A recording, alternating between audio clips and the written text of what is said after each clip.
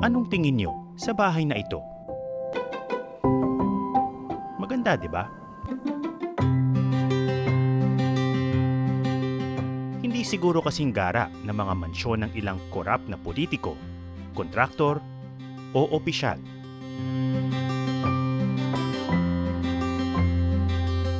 Pero wala naman sigurong magrereklamo kung ganito ang tahanang uuwian mo araw-araw. Pero magpakatotoo tayo, para sa marami nating kababayan, pangarap lang ang bahay gaya nito.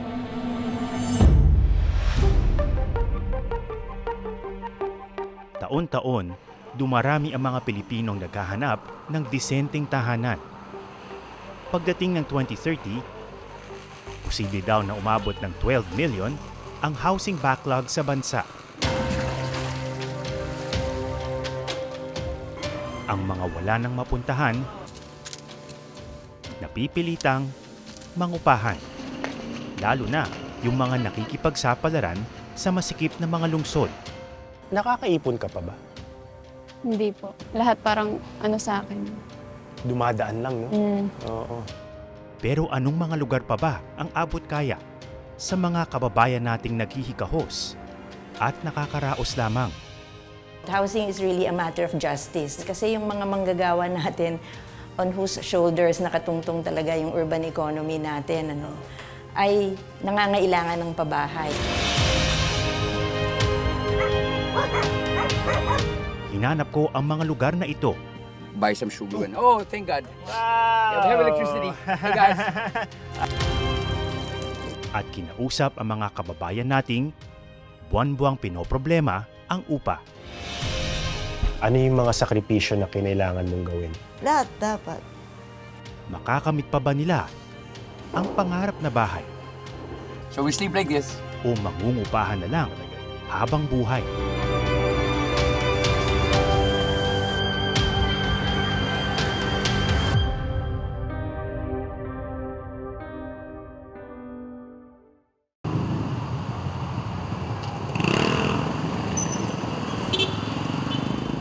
Ito si Jojo, isang informal tour guide sa Makati. So it's like usual thing for me on a daily basis. Like I work like 10-hour days straight. You guys, we're just gonna show you how everything works out here. Magaling magsalita. Love you, man. I will. Tunog stateside.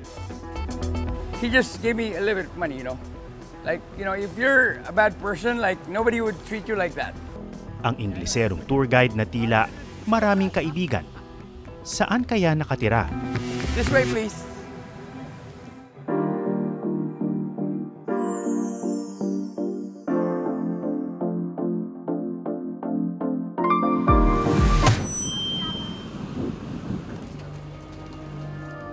Dito nakatira si Jojo.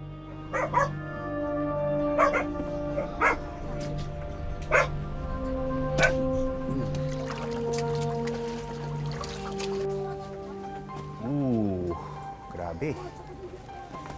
Rico. Be careful, watch your head. Hey! Hey, watch your step. Kamusta? Mabuti naman po. Jojo, no? Kamusta ka? Hi, how are you, sir? Ato. My God, baha pala dito. Lagi pang ganito? Yes po, on a daily basis. It's kind of a bit worse. My worst point, I don't know, because it rained last night. Okay. So, sorry for the inconvenience, you guys. Hindi, okay lang, okay lang. So, watch your step po. Talagang lubog talaga, no? Correct. And this is where I do my laundry. Kaya mas bumaha. So, saan ang Saan ang pwesto mo? Ano po? Sa huling room.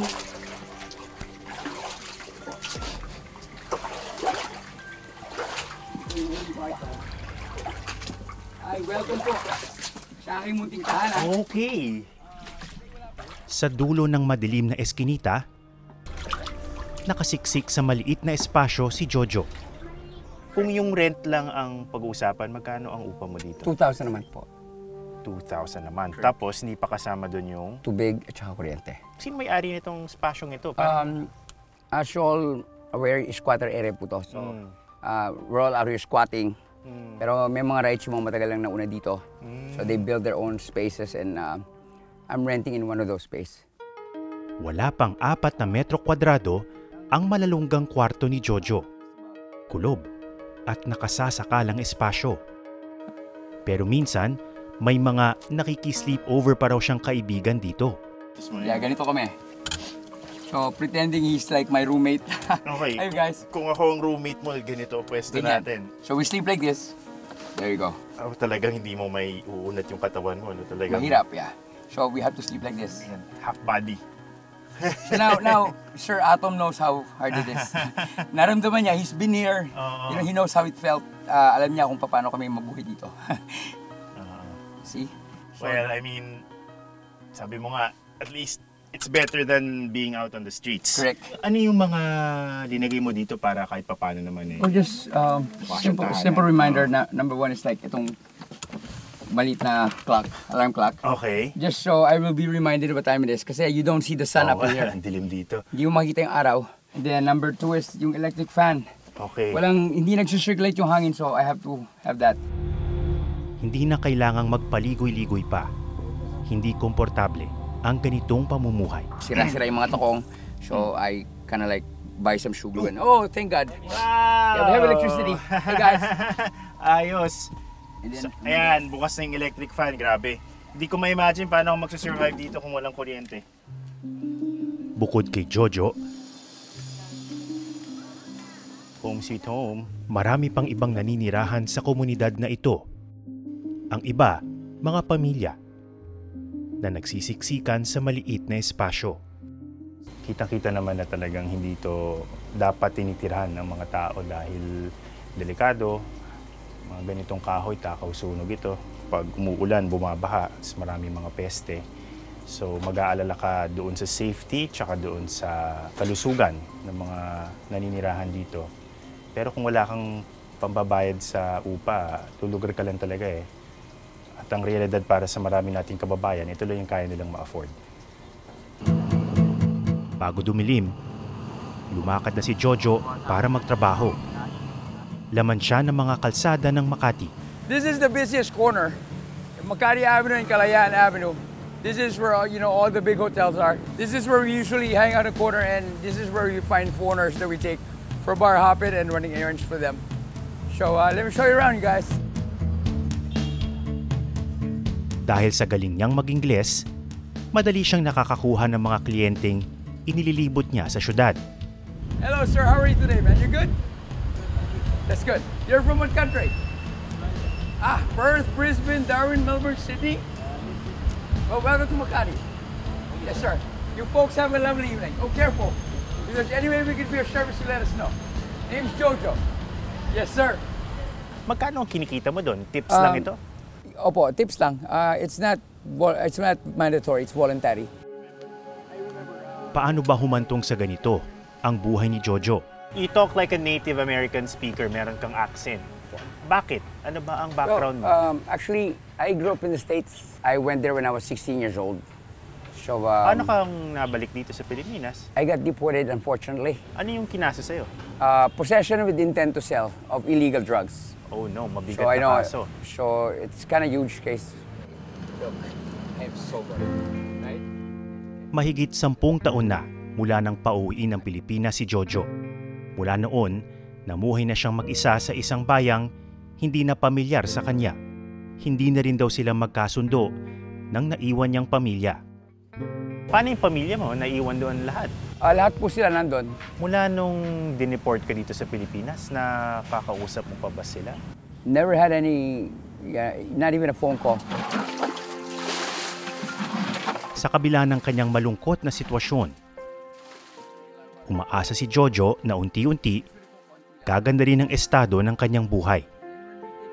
You cannot be negative about it. So I tell myself, this is only temporary. And guess what? In this type of situation, it makes you harder. In a way, you figure out, if I can be able to survive out here, there's no way in the world that I would not be able to survive. Kahit saan niyo ako dalhin ngayon, I'm ready to face this challenge. 3:30. Si Jojo, walang formal na pinagkakakitaan.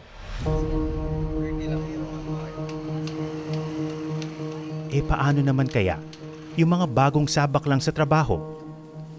Yung mga Gen Z, gaya ni Lovely.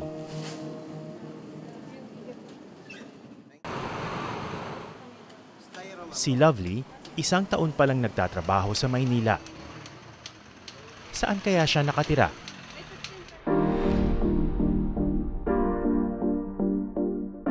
Hala? Nepo baby yan?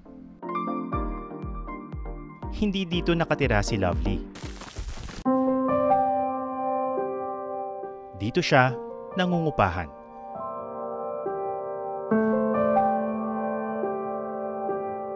Sa puso ng Cainta, Rizal, matatagpuan ang kakaibang istruktura. Mga pinagpatong-patong na shipping containers na nagsisilbi ngayong paupahan.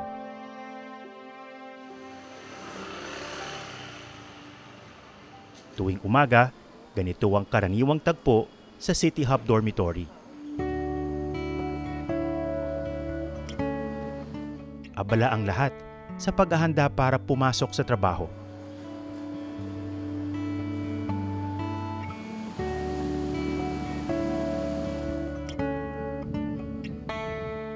Ang 19 na taong gulang na si Lovely, mag-iisang taon nang nangungupahan dito. Sa maliit na kamang ito, pinagkakasya niya ang kanyang sarili at kaunting mga gamit.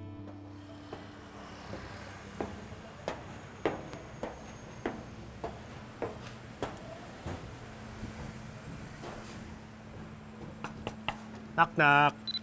Hindi po. Hello, Lovely. Hello po. Kamusta ka? Okay lang po. Oh, mapasok ka sa work? Yes po. Oo. Hindi ka pa naman late, ha? Hindi pa naman po. So, dito ka nakastay. Opo. Oo. Ito ang po yung bunk mo. space ko. Opo. Oo, pero ito lang talaga yon. Mhm. Lahat ng gamit mo nandito na rin. Opo. Tapos ano, electric fan na Electric kayo. fan po. Okay. Oo. Kamusta naman? Buti nagkakasya ka dito. Yes po. Pinagkakasya. Oo. Meron ba nakana dito? Nagsistay dito? Bali, Parang bakante po yan. Bakante, no? Opo. Try ko nga. Sige, sir.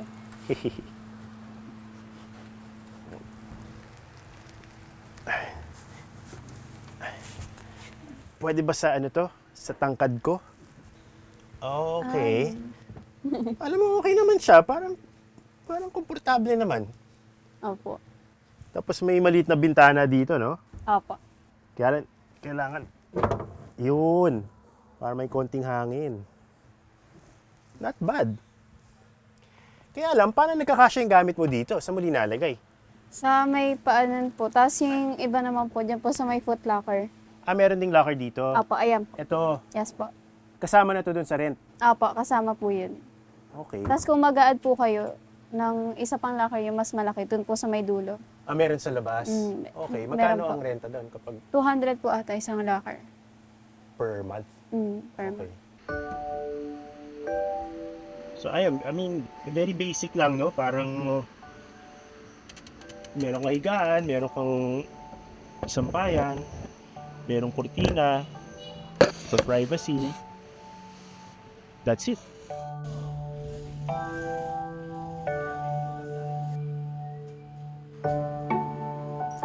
₱1,995 ang upa rito kada buwan para sa mga fan rooms, gaya ng kay Lovely.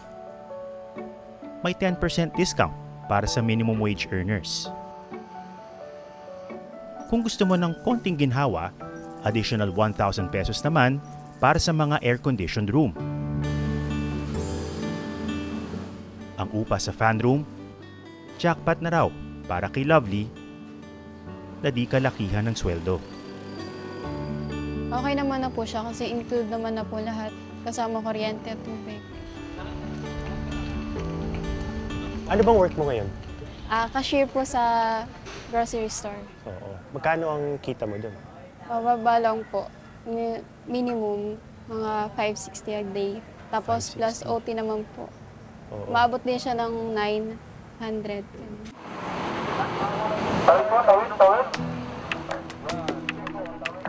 Sa buong Pilipinas, tinatayang nasa 5 million ang sumisweldo ng minimum wage.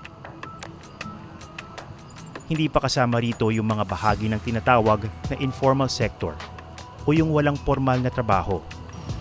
Sila ang mga manggagawa at empleyado na nagpapatakbo ng ating ekonomiya.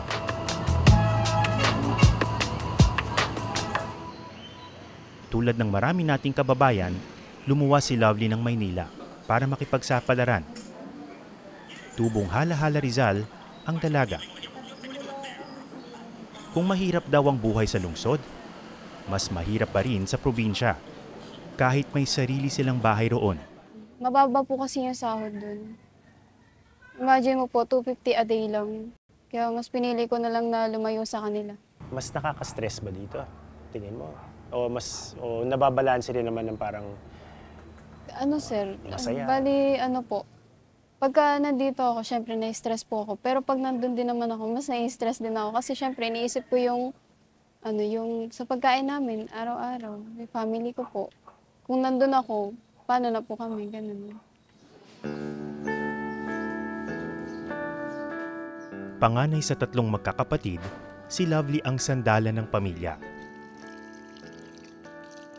Kaya pagka-graduate ng senior high school, ipinagpaliban muna niya ang kolehiyo at agad nang nagtrabaho.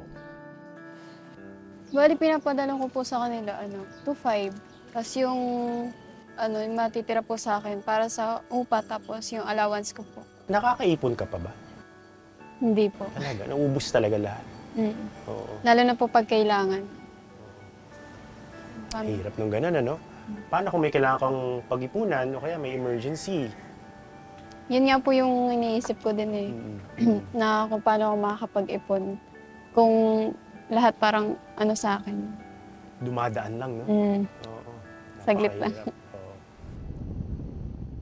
Dahil gipit na gipit ang budget, ang mga tulad ni Lovely kailangan ng murang paupahan habang nagtatrabaho sa Maynila.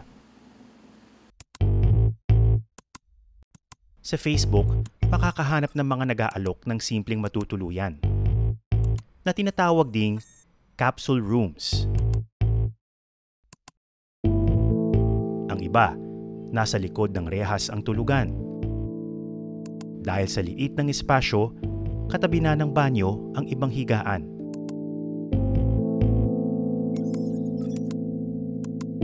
Magandang tignan sa litrato, pero medyo iba na ang itsura sa totoong buhay. Sinubukan naming kausapin ang mga nagpapatakbo ng mga paupahang ito, pero walang gustong humarap sa kamera. Kahit mura ang paupahan, dapat manatili itong disente. Yan ang paniniwala ni Panya Bunsiritum, ang founder at CEO ng City Hub. Ano yung kaibahan nitong housing facility nito sa iba pang mga paupahan sa Metro Manila? Well, ang City Hub actually, nakadisenyo to para sa ating mga minimum wage worker na nagtatrabaho sa Metro Manila pero malalayo yung inuwian, mga taga Bulacan, Cavite, Laguna. So para kaming hotel ng mga workers, minimum wage workers. At the same time, ang style niya, kumbaga parang communal, ano? Para sama-sama. Yes, correct. So ang City Hub ay designed as a co-living space. 2011 itinatag ang City Hub. Ngayon, may 3 na itong branches na nakatayo malapit sa ilang central business districts ng Metro Manila. Dito sa Cainta, nasa 400 tenants daw ang kaya nilang serbisyohan. Bawat container van kasi kayang tirhan ng nasa 22 tao. Paano niyo po masisiguro na mananatiling affordable yung paupahan na ito? Dahil may ibang options din naman yung mga kababayan natin. We have to be very efficient sa pagde-design ng aming facility. You know, aside from yung construction, dapat hanapan namin ng paraan paano maging mura. Kaya nga ginagamit namin itong lumang container. Pangalawa is kailangan yung operational cost mo medyo mababa rin. Kung mapapansin mo at a 400 dorm, believe it or not, ang manpower namin is 8 lang. But since we design it very efficiently, nagagawa nila to. Ang mga pasilidad sa City Hub, communal o pinagsasalu-saluhan. So as you can see, dito meron tayong malaking common area, common space. So dito yung kanilang mga dining, and we also provide entertainment like TV. Oh, okay. And on the other side, we will see dito naman yung mga workstations where they can do, if they need to do some work from home. So lahat po shared, ano? Pati yung kanilang wash facilities. Yes, correct. Tsaka CR. Oo. Ito po ang ultimate test kasi ang banyo parang isa sa mga pinakamahirap i-maintain. Yes, Lalo oo. kapag shared, ano? Oo. Oo. Tingnan natin yung banyo, sir. So dito we have mga flushing toilets. Ang mga banyo, regular din daw na nililinis ng housekeeping. Wow, parang hotel ano? You know, as long as you keep the facility clean, most of our residents will also maintain it. Sabi ni Panya, maliit lang ang kanilang kinikita sa mga nangungupahan sa City Hub. Sapat lang para gawing sustainable o likas kaya ang kanilang operasyon. Advokasya raw kasi niya ang disenteng tahanan para sa mga mabababa ang kita. Pwede siguro natin sabihin kay Benito na unahin na lang muna yun at balikan na lang. Pero si Panya rin mismo ang magsasabi, hindi ito permanenteng solusyon sa krisis sa pabahay ng bansa. Para sa akin, hindi ito dapat ang solusyon. Dapat nga walang City Hub. Dapat ang merong pabahay kada Pilipino.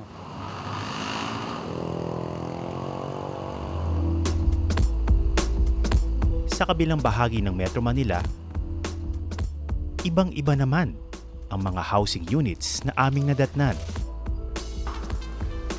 Hi! Ito po ang isa sa aming mga unit.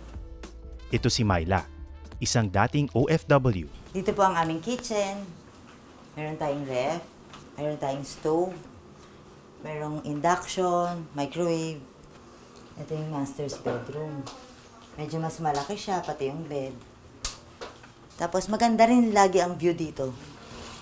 Kitang-kita mo yung buong BGC. Wow! Sumakses si Myla.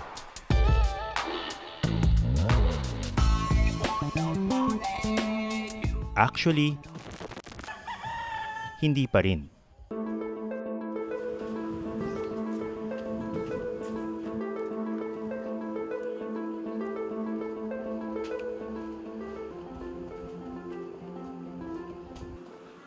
Hello, hello! Kamusta? Dito nangungupahan ng pamilya ni Myla sa isang maliit na apartment sa Parañaque. Patour nga ako sa iyong bahay. Ano bang... Paghakbang mo yan. Ito na, no? Ano bang mga basics? Nandito na lahat. Ang kusina, ang sala, ang CR. Pero maganda may hangin sa loob. Dahil medyo malaki ang kanyang pamilya, kinuha na rin ni Myla ang katabing unit. Hello! 7 mga anak ang kasama ni Myla rito. Lahat sila nag-aaral pa. Kamusta? Mga behave ba itong mga to? Hindi ka pa pinapahirapan?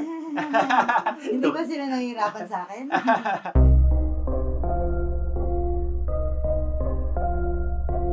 16,000 kada buwan ang binabayaran ni Myla para sa 2 unit. Hindi raw biro ang halagang ito para sa isang single mother tulad niya. Bakit naisipan niyo magdalawang unit? Para na rin nakakahinga sila, nakakagalaw man lang. Oo. Mahirap ba na desisyon yon na kumuha ng 2 units? Napakahirap, sobra. Sasabihan mo yung mga bata na, ang kuryente natin kung bukas sa kabila, patayin mo sa kabila, para sa inyo din to. May naipundar naman daw na bahay si Myla noon, katas ng pagtatrabaho niya sa Japan. Pero napilitan siyang umalis matapos makipaghiwalay sa kanyang asawa. Kinailangan kong kunin yung mga anak ko, 7. Nung lumipat kami, may 3-month-old ako na baby. Nagsimula kami sa karton, super kalan. Dinala ko sila, bit-bit, madaling araw. Manap kami ng matutuluyan. Ano yung mga sakripisyo na kinailangan mong gawin para taguwid yung mga anak mo? Itong mga anak ng nag-iisa.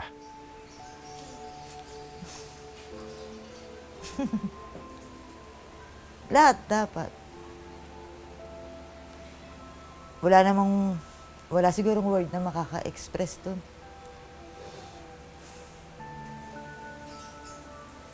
Bigay todo. At lahat talaga.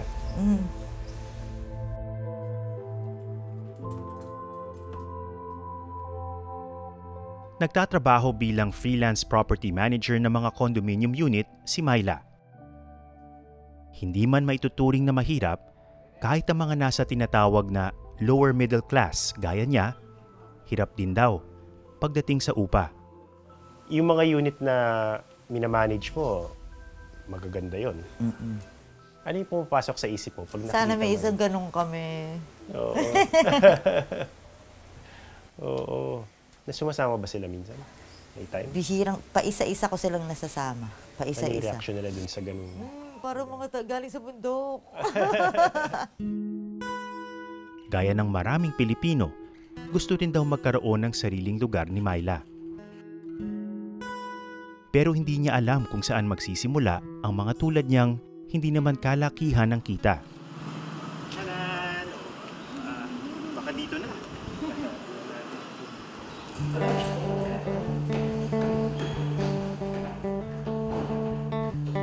Sinamahan namin siyang mag-ikot sa tinatawag na acquired assets ng Pag-ibig. Ito yung mga housing unit na naremata dahil hindi na kayang bayaran ng Pag-ibig member ang kanilang housing loan. So, ito muna yung 506. Ang unang condo unit na aming sinilip, 28.7 square meters ang laki.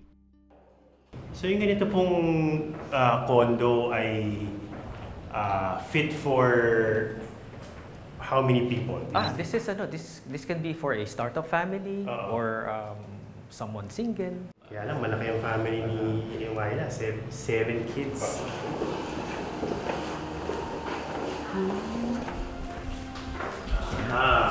Ay ba yung tiling niya, oh. Oo. Ang kabilang unit, pareho lang ang laki sa una. Pero medyo napaayos na ito ng dating naninirahan dito. Solid yung ganyan ng ano to, divider. Oo. Madiscard sa space, ano? Siguro po aircon to, kaya may ganun. Para yung aircon niya tumagos-tagos sa buong bahay. Yeah. Itong mga ganito. Ito. Ito, binuksan niya.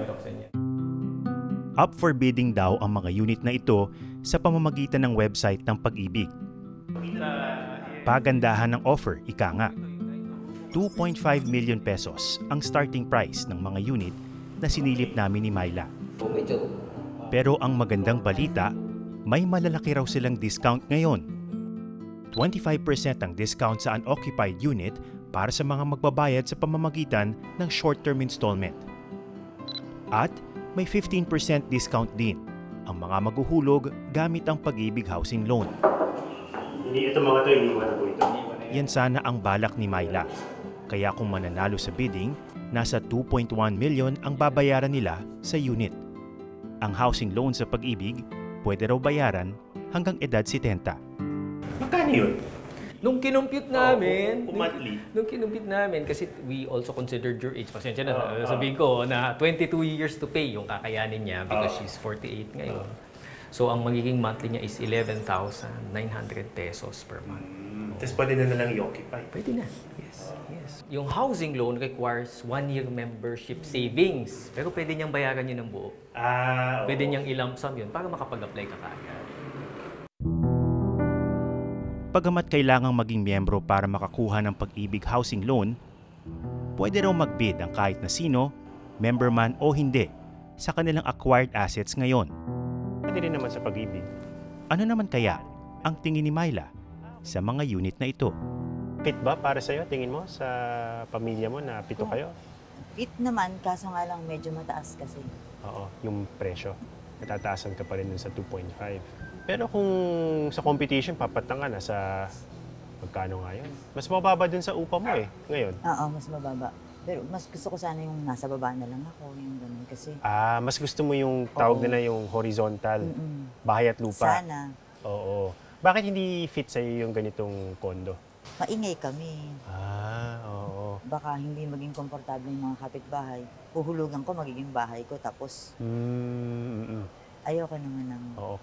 Kumbaga, stuck ka na doon kung hindi mag-work, ano? Totoo. Para sa maraming Pilipino, napakahirap maghanap ng abot-kayang housing unit sa Metro Manila dahil napakamahal nito. Ang kabalintunaan, sinasabing may oversupply o sobra-sobra ang mga condominium units ngayon. Punsod yan ng inflation o pagtaas ng presyo ng mga bilihin at serbisyo. Andyan din ang utos na ipasara ang mga pogo noong 2024 na nagresulta ng pag-alis ng maraming pogo worker at investors. Sa isang pag-aaral, tinatayang nasa 82,000 ang mga unoccupied condo units ngayon. Upper middle income to upscale condo units ang pinaka-apektado. Ito yung nasa 4 hanggang 12 million pesos ang halaga. Ibig sabihin, maraming bakanting tirahan. Pero hindi ito afford ng mga nangangailangan dito. May demand for socialized housing. And mahalaga yan dahil yung socialized housing are the affordable housing units na naabot kaya ng ating mga kababayan. And sasabayan natin yan ng loan ng Pag-ibig Fund na affordable din. Pero kung mahal na masyado sa Metro Manila, saan pupunta ang mga tulad ni Myla? Kung horizontal na tinatawag na development, yung bahay at lupa, okay lang sa'yo kahit medyo mas malayo? Kahit mas malayo, kahit medyo mas maliit. Ang mga private developer nagtatayo rin ng socialized housing o yung mga bahay na mas abot kaya. Tulad na lang ng proyektong ito sa Tanza, Cavite. Para kanino ba yung mga housing units? Kasama ko si Attorney Ryan Tan, opisyal ng Organization of Socialized and Economic Housing Developers of the Philippines o OSHDAP. Primarily, ang target talaga rito ay yung mga formal working sector, minimum wage earners, yung mga nagsisimula pa lang magbahay o magpamilya. Yung mga nandito ba ngayon, mga galing ba ito ng Cavite? Kasi we are around 2 hours from Metro Manila, the center of Metro Manila. Or meron din mga nag-avail dito na ang trabaho nandoon? Actually, Atom, dahil nga dito lamang mayroong affordable na pabahay. Oo. So marami talaga dito galing ng Metro Manila. Yun, oo. So willing sila na mag-commute to work kahit na medyo malayo, dito talaga sila naghanap ng matitirhan. Siguro sabihin na natin na they don't have much of a choice, di ba? Kasi dahil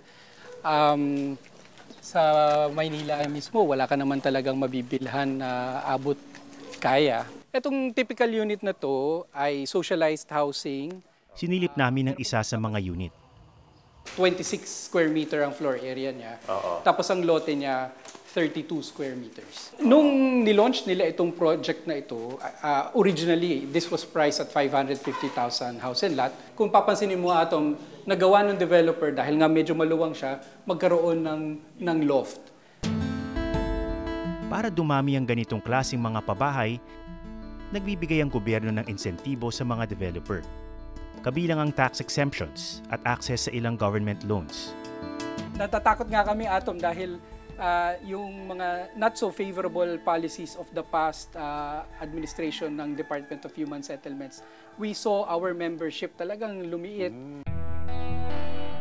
Ilan daw sa mga balakid ang matinding burokrasya sa pagkuha ng mga certification at permit at ang mababang price ceiling na itinatakda ng pamahalaan para mag-qualify ang kanilang proyekto. Mabilis ang pagtaas ng halaga ng lupa, mabilis ang inflation ng construction materials. Kailangan kahit papaano maging sustainable ang proyekto dahil walang negosyante, Atom, na magnenegosyo ng palugi. And that is a reality. Pero sa huli, kahit makatutulong daw ang mga private developer, gobyerno pa rin ang kailangang umalalay sa mga pinakanangangailangan.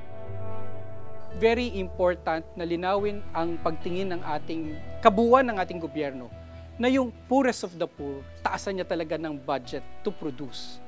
Ang private sector can only do so much. Pero hindi na rin bago ang kwento ng mga bigong socialized housing projects ng gobyerno. Bukod sa malayo sa mga trabaho at oportunidad, ang iba, hindi maayos ang pagkakagawa. Sa ibang places, kwento ng urban poor advocate na si Dr. Ana Marie Caraos, madalas nila itong nakikita tuwing nag-iikot sa mga komunidad. pag nakakakita po kayo ng ganitong klaseng relocation site, ano po yung pumapasok sa inyong isip? Panghihinayang dahil sa there's a lot of infrastructure na hindi napapakinabangan. Not only because unoccupied sila, but even those that are occupied, in a sense, parang hindi talaga fully better off yung mga tao by relocating to this site. Dami ng mga nagsitubo no? Oo nga, buti pa sila nabubuhay. Yung mga tao nahihirapang mabuhay dito. Oo nga. Finished units na raw ang mga ito. Ibig sabihin, pwede nang lipatan. Pero marami ang magdadalawang isip kung ganito ang kanilang daratnan. Yung ganito, like, obviously meron tong tiles. Tiles, oo. Pero yung backing niya, parang walang laman, no? So, konting konting katok, either malalaglag o mababasag. Sa pananaw ni Dr. Caraos, ang krisis sa pabahay ay bunga ng matagal ng pagwawalang bahala sa kapakanan ng karaniwang Pilipino. Hindi nga sila binigyan ng espasyo sa lungsod. So land use planning sana, maplano natin para yung mga manggagawa natin merong matitirhan sa syudad. Naniniwala ako na in some parts of the metropolis pwede pang gawin yun. Sana hanapin natin kung saan yung pwede pa nating pagtayuan talaga ng mga, sabihin na nating public housing projects na mas marami talagang makikinabang, especially our working class. Kasi kung tutuusin, the cities work because of them Pero may mga pabahay din ng NHA na sinasabing epektibo. Dinalaw ko ang isang socialized housing project sa Bacoor, Cavite na pinaglipatan ng mga pamilyang pinaalis sa paligid ng Manila Bay. Malaking subsidiya ang ibinibigay ng gobyerno para sa pabahay ng mga pinakamahirap nating kababayan. Pero, kailangan pa rin nilang maglabas ng pera. Halimbawa, ang isang unit, magkano ang kailangan bayaran ng mga families dito? Ang isang unit ho natin, sir, is less than 1 million pesos. Oo. Pero ang monthly amortization po nila is only 1,000 pesos a month. How long sila magbabayad? It is 30 years to pay. Malapit ang pabahay na ito sa sentro ng lungsod, kaya hindi raw naging mahirap hikayatin ang mga pamilyang manirahan dito. Giit ng NHA, hindi na lamang sa dami ng housing unit sinusukat ang kanilang tagumpay, kundi pati na rin sa dami ng pamilyang nananatili sa kanilang mga proyekto. Yun nga, yung client satisfaction. Masaya ba sila nung inilipat namin? Number 2, nagstay ba sila? Pero magagawa pa ba ito sa iba pang highly urbanized city sa bansa kung saan problema rin ang pabahay? Paano kung kunyari Metro Manila yan? Maraming trabaho nandyan Kaya pa ba yung in-city? Well, kaya po, pero instead of ang development talaga natin, pataas. Hindi na po pwede itong 5-story, not even 10 or 15. Kung Metro Manila ho, dapat nasa mga 20 to 25 stories na po tayo. Pagdating naman sa sinasabing substandard housing units, may mekanismo naman daw para ipaayos ang mga ito. Minsan yung ibang tine-turn over yung stock madaling masira. Actually po, pag big ano naman ho, meron tayong 1 year. Okay. Parang warranty from the contractor. Pag within 1 year, structurally may defect yung unit mo, pinaparectify namin po yon. Pero may isa pang paraan para bigyan ng desenteng tirahan ang mga nasa lungsod at ginagawa na nga ito ng mga manggagawang nakilala namin. Kung nangungupahan na ang maraming empleyado at manggagawa, bakit hindi magpatayo ang gobyerno ng rental housing units na disente at abot kaya? Meron ding segment ng ating lipunan na okay lang na hindi ownership pero secure ang kanilang tenure. Hindi sila papalayasin, hindi sila papaalisin ng mga may-ari. Pero walang programa in place. So nananawagan tayo, Atom, na perhaps this is the time na pwede nating tignan, lalo na doon sa urban areas. Ano po yung dapat isaalang-alang kapag magkakaroon tayo ng rental homes? Of course, affordability is always an issue. Kung magkano ba ito ipaparenta sa mga gustong umupa. Pangalawa, right, the quality. Tapos thirdly is the security nga. Yung gaano katagal ba silang pwedeng manatili doon. Kasi napakahalaga para sa kanila yung seguridad na gano'n dahil may mga trabaho nga sila, yung mga pag-aaral ng mga anak nila. Seryosong pinag-aaralan na raw ng Department of Human Settlements and Urban Development ang rental housing. Gayunpaman, mangangailangan ito ng mas malawak na suporta mula sa buong gobyerno. Kailangan po ba dagdagan ng budget? Ay, oo. Kasi every year po, nagsasabit kami ng budget namin sa NEP. Sometimes nasa 50 to 60 billion. Pero paglabas ng GAA, we only receive 2 billion or 2 point something billion. Kaya babalik ulit tayo sa usapin ng pera at kung saan napupunta ang budget ng gobyerno. Alam nyo ba, sa pagsasaliksik ng Ibon Foundation, 1.2 trillion pesos daw ang kabuoang pondong inilaan sa maanumalyang flood control projects mula 2022 hanggang 2025. Kung inilaan na lamang ito sa pabahay, nakapagpatayo na sana ng mahigit 1.4 million socialized housing units o mahigit kalahati ng sinasabing 2.2 million backlog ng NHA ngayon. Yan ay kung wala ring kukurakot sa pondo. May pera naman kung di lang sana ito ninanakaw.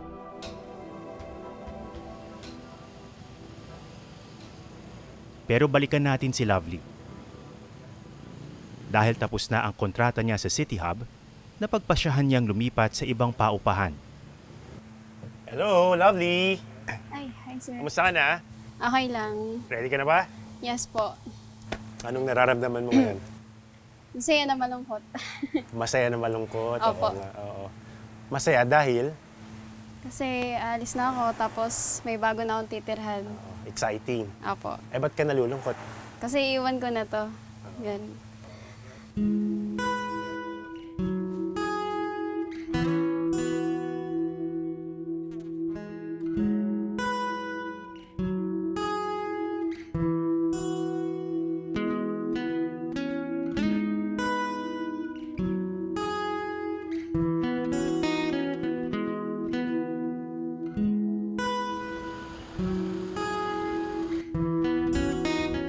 Kasama ni Lovely sa lilipatang apartment ang isa niyang katrabaho.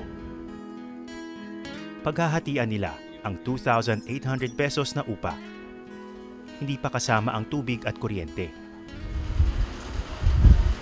Oh. It's... tapos tig-isa kayong kwarto nito pag ganito? Opo. Okay.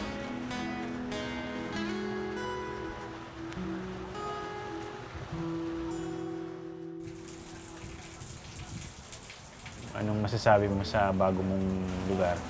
Nagiging maganda na po yung galawan ko dyan. Mas maluwag. Mas maayos ko po yung mga gamit ko. Mm.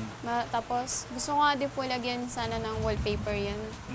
Sa mga wall po. Para tapos, mas maganda. Mas homey. Mas happy ka dito. Kaya lang ito umuulan, may mga tumutulo-tulo. Kaya nga po papaayos na lang po namin doon sa may-ari. Tingin ni Lovely, mas makatitipid pa siya ng konti sa bagong tirahan dahil may kusina kung saan pwedeng magluto at may lugar din kung saan pwedeng maglaba. Mga bagay na hindi niya nagagawa sa City Hub noon.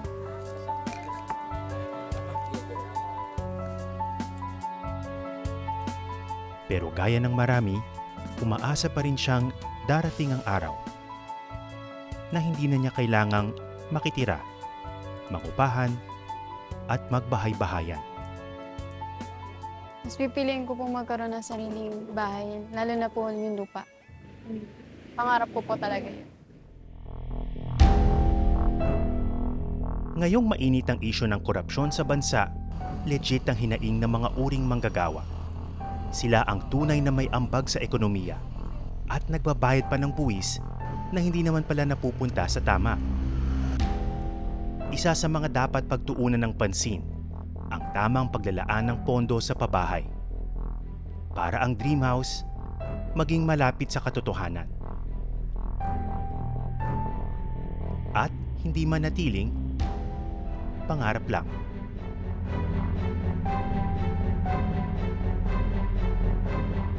Ako si Atom Araulio. Magandang hapon.